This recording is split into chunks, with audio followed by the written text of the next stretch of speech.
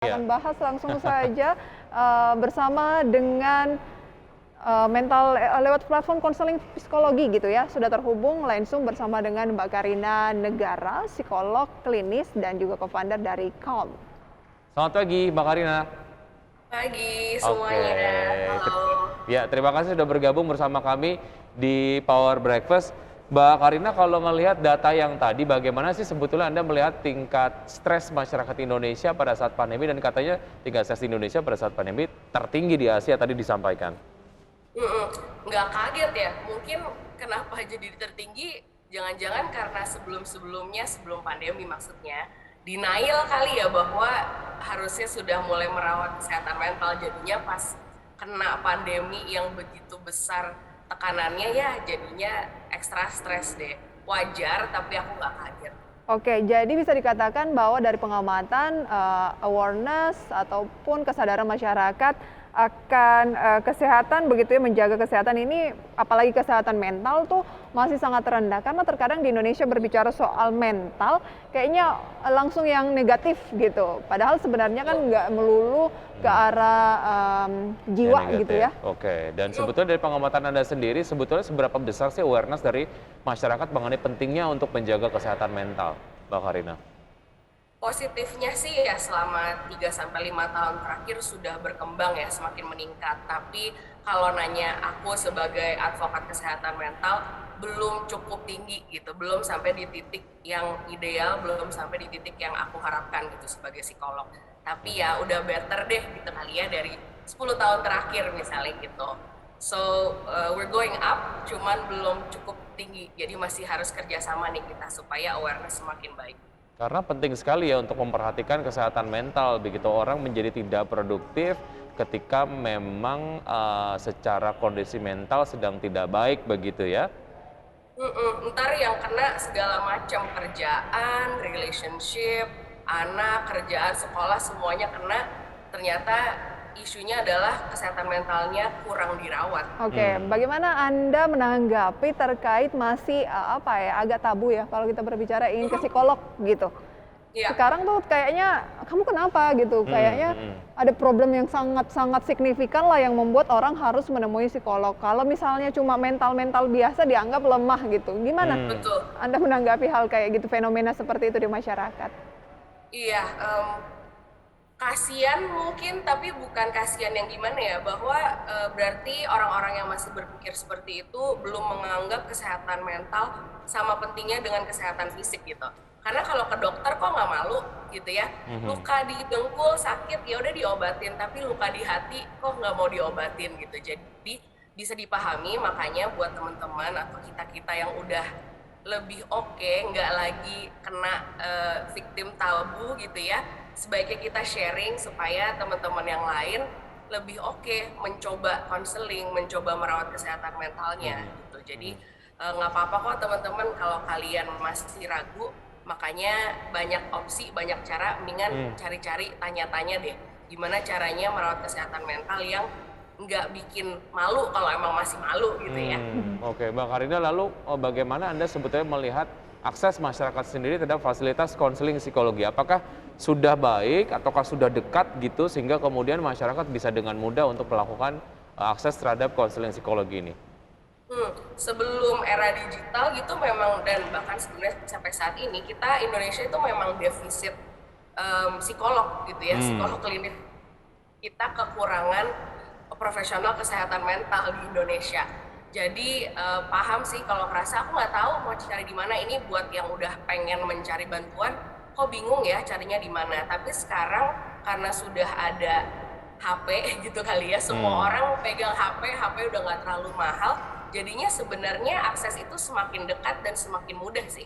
Oke, jadi tadi satu hal karena masih dianggap tabu, kemudian tenaga profesional juga masih sangat rendah di Indonesia, itu yang menjadi tantangan. Tetapi aksesnya dipermudah dengan hadirnya Calm gitu ya, memberikan solusi. Tapi sistem konselingnya bagaimana? Jadi kalau di Calm kami saat ini menyediakan video counseling dan juga chat counseling. Kalau video counseling simple kali ya, booking sesi 1 jam di waktu yang diinginkan dengan konselor atau psikolog yang diinginkan. Kalau di aplikasinya, chatnya itu kita sebutnya ongoing chat. Jadi bukan booking sesi, tapi subscription atau langganan. Ada pilihan 3 hari, 7 hari, dan 28 hari.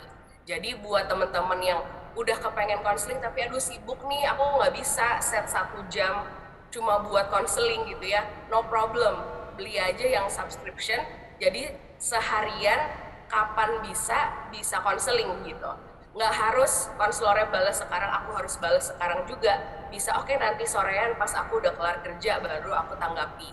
Jadi benar-benar fleksibel buat kedua belah pihak dan santai. Aku pribadi adalah counselor juga di aplikasi Calm. Counselor adalah konselornya Calm. Dan aku pernah memberikan konseling pas lagi cuci mobil gitu ya. Jadi aku lagi cuci mobil ya, aku diam di dalam mobil, aku bales tuh konseling klien-klien aku. Oke. Artinya memang secara akses juga ini lebih mudah dan secara paket, Fleksibel ya? ya, secara paket konseling juga ini dikategorikan murah begitu ya. Kalau beberapa waktu yang lalu kayaknya melakukan konseling psikologi itu untuk masyarakat menengah ke atas karena secara biaya mungkin agak lebih mahal gitu. Tapi kalau sekarang dengan menggunakan handphone dan lain sebagainya ini menjadi lebih murah dan accessible gitu. Terjangkau.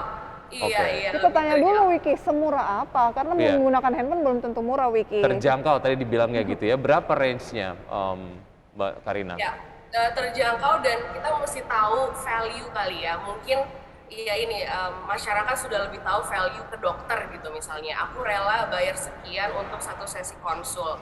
Mungkin dengan kesehatan mental orang-orang belum tahu value-nya berapa. Jadi aku paham kalau banyak yang ngira kok mahal banget ya gitu.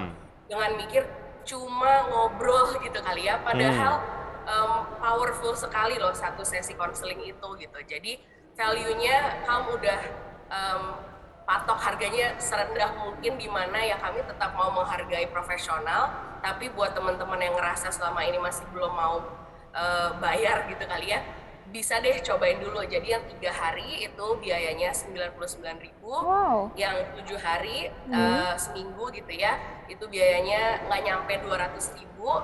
Lalu yang sebulan sekitar 700-an ribu. Jadi kalau mau coba dulu yang 3 hari ya nggak apa-apa gitu. Biasanya memang yang paling laku tuh yang 3 sama 7 hari tuh. Baru kalau udah cocok banget sama konselornya baru beli yang sebulan gitu. Saya setuju sekali dengan apa yang disampaikan oleh Mbak Karina tadi, Wiki, dan juga mungkin pemirsa, bahwa kita harus bentuk mencintai diri sendiri itu dengan tidak hanya menyayangi fisik, misalnya kita terluka, kemudian kita ke dokter, tetapi juga mental kita nih yang harus dijaga dengan mungkin kita melakukan konseling ke psikolog. Tetapi Mbak Karina, apa sih yang menjadi indikator bahwa saat ini mungkin saya atau Wiki butuh psikolog untuk kesehatan ataupun indikator bahwa mentalnya lagi nggak bagus nih gitu? Ya, jadi kalau untuk konseling itu kurang lebih ada 2 macam, ada prevensi, ada intervensi. Sama ya kayak merawat kesehatan fisik kan sebenarnya kita nggak nunggu sakit kan ya baru ngerawat kesehatan fisik. Kita minum vitamin, kita olahraga segala macam. Nah itu konseling itu juga bisa 2 sisi itu sebenarnya. Tapi ngobrolin yang oke nih, udah perlu intervensi gitu ya, udah nggak bisa lagi nggak ke konseling, nggak ke psikolog gitu, adalah kalau area-area kehidupan kita sudah mulai terdampak negatif oleh kondisi dalam diri kita gitu. Misalnya udah mulai kehilangan minat, udah mulai mager gitu ya, mager yang aduh kok yang tadinya aku enjoy kok aku udah nggak enjoy lagi ya. Kemudian udah mulai lebih senggol bacok dari biasanya gitu kali ya sama orang-orang terdekat kita, baik itu di rumah maupun di kantor gitu misalnya. Jadi kalau udah kayak gitu, jangan nunggu parah baru konseling gitu. Jadi pokoknya kalau nggak yakin pun mendingan cek anyway gitu ya, daripada udah kebablasan gitu kasarnya. Oke, over self criticizing ini bisa jadi salah satu indikator nggak sih bahwa kita memang memerlukan konseling psikolog? Iya banget. Soalnya self criticizing itu nanti dampaknya banyak banget deh ya, yang merugikan kita dan bisa jadi merugikan orang lain. Jadi kita tuh nggak harus sampai ada gimana ya, ada label atau ada diagnosis gitu menurut aku baru merawat kesehatan mental. Tapi kalau udah ada hal-hal yang, duh kok ini aku lebih sering kayak gini ya, self criticizing aku kok lebih sering ya, dan malah menghambat gitu, bukannya evaluasi diri yang membantu kita maju gitu kan ya. Wah, itu udah sebaiknya supaya kita berkembang terus dengan positif, dengan optimal, evaluasi dirinya nggak kritik doang, tapi kan juga kita perlu apresiasi diri yang sudah baik gitu ya. Nah, dibantu konselor bisa banget tuh. Nah, lantas Calm sendiri ini udah berdiri berapa lama sih, dan bagaimana animo dari masyarakat sejauh ini? Jadi kalau PT-nya sendiri di akhir 2017, tapi aplikasi Calm itu launch-nya di Oktober 2018. Jadi baru mau 4 tahun nih, kita masih kecil ya, masih startup gitu. Dan animonya memang positif. Di awal pasti orang masih, ini apaan gitu ya, apalagi dulu sebelum pandemi launch-nya teknologi, konseling dengan teknologi itu kayaknya aneh gitu. Tapi sekarang setelah pandemi atau dari awal pandemi, orang jauh lebih nyaman gitu. Dan semakin banyak yang mau coba, semakin banyak yang mau merawat kesehatan mentalnya dengan konseling di aplikasi Calm. Tapi di aplikasi Calm nggak cuma konseling ya, mungkin aku mau tambahin itu, bahwa kalaupun nih teman-teman, aku nggak deh belum mau konseling gitu, aku selalu saranin download anyway gitu aplikasi Calm di App Store maupun di Play Store gitu ya, karena ada banyak fitur gratis, ada well-being tracker gratis, ada gratitude journal gratis, artikel, video, semuanya untuk membantu kita merawat kesehatan mental kita, kalaupun memang belum mau konseling. Oke, dari sisi bisnis ataupun mungkin dari sisi komersilnya ya, sejauh ini perkembangannya seperti apa dan secara target apa yang ditargetkan oleh Calm ke depan?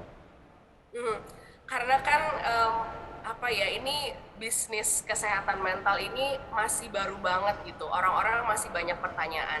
Jadi PR-nya Calm itu berat banget gitu. Mungkin brand-brand lain, oke, kita brand awareness aja yang kita fokusin. Sedangkan di Calm harus mental health awareness-nya naik, kita mesti lakukan psikoedukasi, kita juga melakukan brand awareness gitu. Jadi itu mungkin hambatan atau bebannya di situ yang kami tetap dengan senang hati lakukan sih. Lalu target kedepannya sebenarnya kapanpun kalau ditanya akan selalu sama, yaitu kami mau menjangkau lebih banyak orang, semakin banyak orang. Dan cara konkretnya ya selain app-nya selalu kami update, selalu kami berikan yang terbaik gitu ya, selalu ada perkembangan yang bisa dilakukan. Kami juga mau fokus ke ada layanan namanya Calmport gitu ya, di mana kami percaya kalau misalnya pegawai sama bosnya gitu ya dikasih benefit merawat kesehatan fisik gitu ya, mereka juga harus dikasih benefit merawat kesehatan mental loh.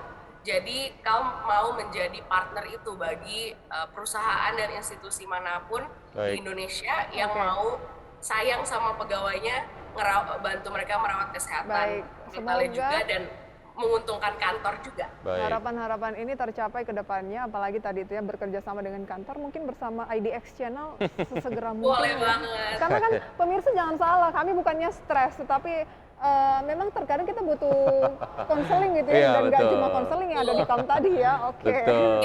Kita perlu cerita kalau hashtagnya Calm, kita perlu cerita, nggak perlu nunggu bermasalah kok. Mbak Karina, terima kasih sudah bergabung bersama kami. Sukses untuk Anda dan sukses untuk Calm ya. Terima kasih banyak Thank udah you. undang aku. Selamat pagi.